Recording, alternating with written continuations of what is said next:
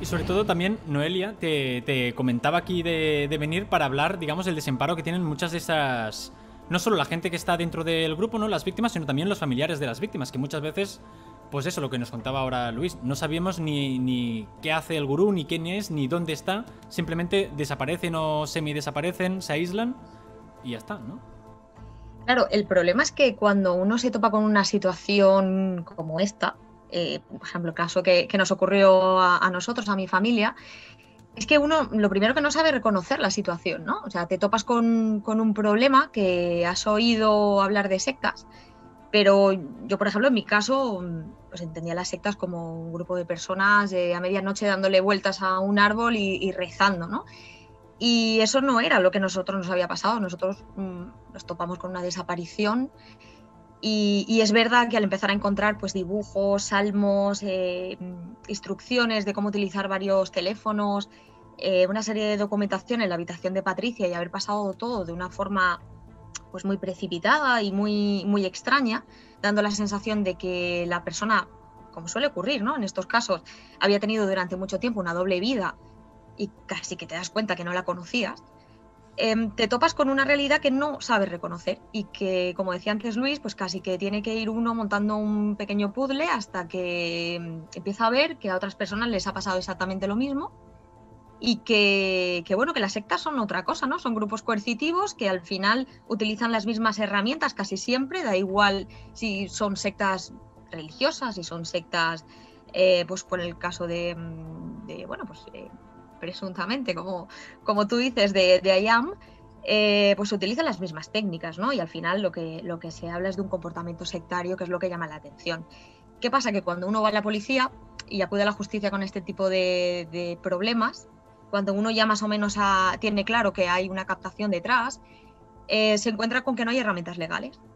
Te encuentras con un desamparo brutal, donde normalmente la persona, en el caso de mi prima, la captaron con 16 años, pero este tipo, Steven Manrique, esperó hasta los 18 para que se marchara de casa, porque sabía que ahí había un vacío legal, ¿no? Al final es una persona pues mayor de edad que aparentemente se ha ido de forma voluntaria. Y lo que nosotros nos encontramos fue que la policía pues no tenía ni herramientas ni conocimientos, ¿no? Que muchas veces también tenemos esta falta de formación por parte de cuerpos de seguridad y hubo que batallar y buscar pues pequeños delitos que al final pues bueno, se convirtió en uno muy grande, que fue el de trata de seres humanos en nuestro caso, para poder hacer algo. Pero lo que es triste es que la persona, como antes se leía en la noticia, haya sido engañada, haya sido abusada, haya sido durante 10 años, haya habido una serie de vejaciones, de sometimientos, de falta de información acerca de dónde estaba. Al final esa persona no estaba meditando simplemente, ¿no? La estaban casi que convirtiendo en una esclava, sino convirtiéndola tal cual. Y no se da cuenta, ¿no? Uno no sabe dónde entra realmente. Y es la familia al final o la misma policía la que tiene que detectar el problema y tiene que acudir a otros delitos paralelos para que se pueda hacer algo, ¿no?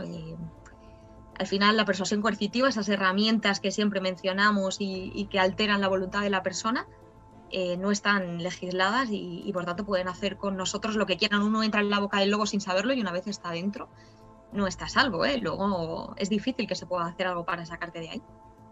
Yo no entiendo, o sea, yo llevo poco tiempo analizando grupos de ese tipo, o sea, un año y medio o 2 años desde que empecé con el Palmar. Y en el Palmar, en IAM, y ahora leyendo esa noticia, he visto exactamente las mismas pautas, exactamente las mismas técnicas, pues yo que sé, privación del sueño, bueno, un poco lo que iba comentando. No hay alguna manera, o sea, yo veo fácil de detectarlo, al menos desde fuera, una vez se tiene conocimiento, digamos, de ese grupo, claro, si no se conoce es más complicado. Pero no habría forma eso de que se regulase a nivel legal, digamos.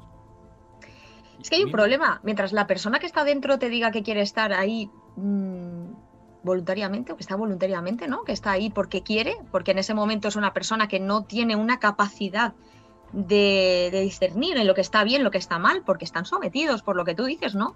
En el caso de mi prima no comía bien, mi prima no se duchaba, no tenía acceso a un baño, no tenía acceso a medicinas, o sea, es una persona que estaba sobreviviendo y que lo único que le importaba era llegar al día siguiente viva. uno tiene la capacidad de pensar y darse cuenta en lo que está cuando se ducha, cuando duerme en una cama, cuando come lo que quiere, pero cuando uno carece de ese tipo de cosas y está bajo el sometimiento diario de personas que no te dejan pensar, que no te dejan dudar, que te dicen 24 horas del día lo que tienes que hacer, que te tienen bajo la espada del miedo, que te implantan, pues eso, ideas de que si te sales de ahí, pues por ejemplo en el caso de mi prima le decían que iba a acabar en un psiquiátrico, que la iban a encerrar, que el mundo se iba a acabar. O sea, cada grupo tiene al final unos factores que se utilizan, pues no se piensa igual, ¿no? Y el problema es ese, que cuando la policía toca la puerta y te dice, oye, tenemos sospechas de que igual no estás bien, y tú dices, sí, sí, estoy bien, ya no se puede hacer nada.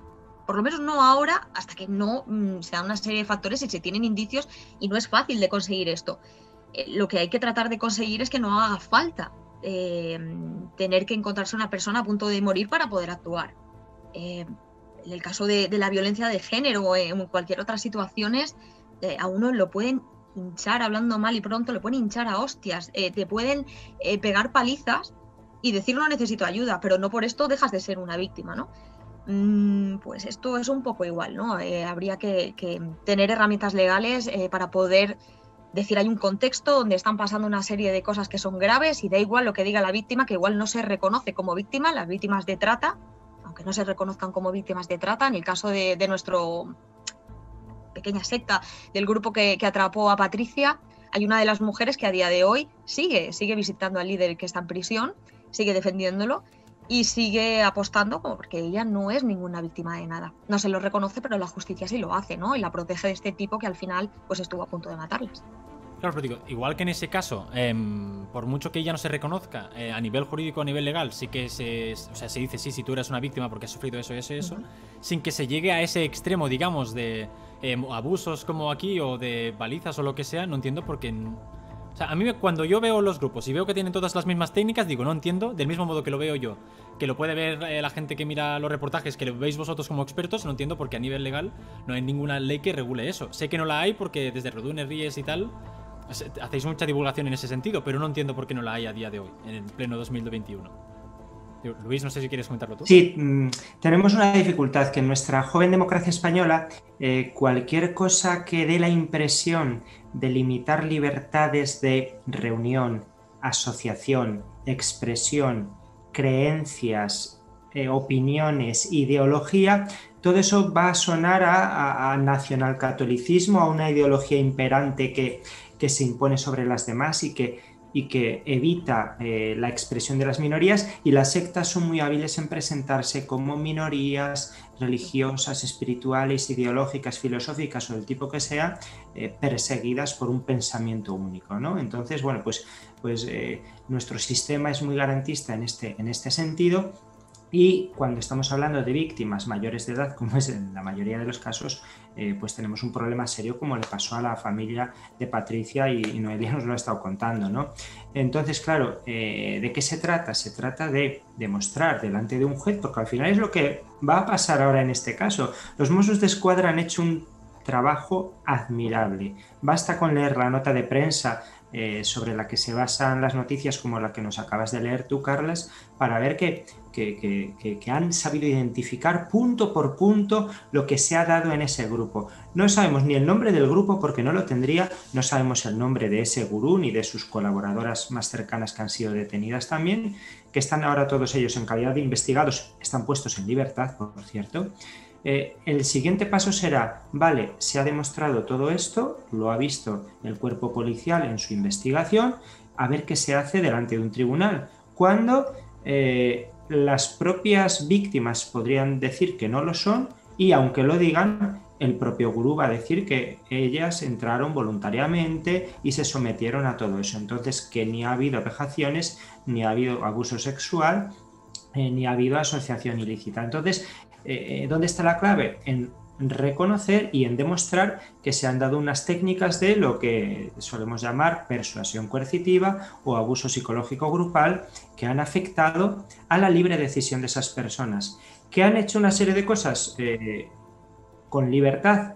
supuestamente, pero que no había tal libertad. Claro, esto es muy delicado y muy difícil de probar. Las personas que son víctimas de la secta, y sobre todo pensemos también las personas que han sido víctimas, autores o verdugos a la vez, ¿no? Como estas personas que habían sido captadas por el líder y a su vez habían captado a otros, los habían manipulado, habían participado en los castigos y agresiones grupales de todo lo que informa los Mossos d'Esquadra.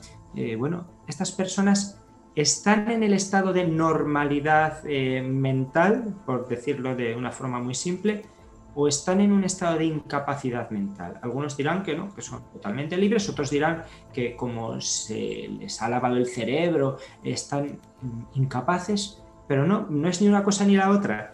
Eran libres cuando empezaron a entrar, pero las técnicas que han ejercido sobre ella, sobre esa persona, el líder sectario y la dinámica de grupo, los han llevado a un estado muy parecido al de incapacidad. ¿Por qué? Porque han tomado las decisiones, han dado los pasos y han aceptado cosas, la violación de sus propios derechos y libertades fundamentales, condicionados muy fuertemente por la dinámica de grupo. Esa es la clave. Y por eso al final da igual las ideas y las doctrinas que tenga el grupo. Por eso está tan mal que a veces se identifique las sectas con la religión y se utilice esa etiqueta de sectas religiosas. Pues algunas lo son, como el Palmar de Troya, que tú conoces también, Carlas, pero otras no, otras están en el crecimiento personal, que ahora son las que están más de moda. Por eso a mí este caso me ha parecido paradigmático, ¿no? Un tío que va de gurú del crecimiento personal y el único que crece ahí es él, pisando y machacando a sus seguidores, a los que ha esclavizado.